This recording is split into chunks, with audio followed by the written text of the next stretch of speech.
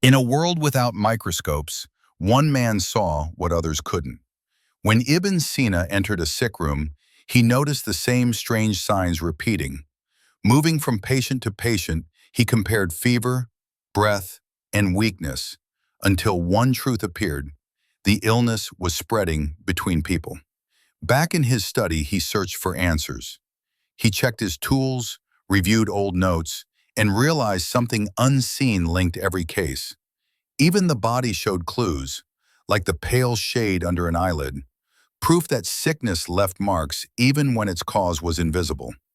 Then he wrote what no one dared to claim: disease can travel through air, through touch, through unseen agents beyond the eye. Centuries later, science confirmed it: microbes, bacteria, viruses. Ibn Sina recognized the invisible long before the world named it: contagion.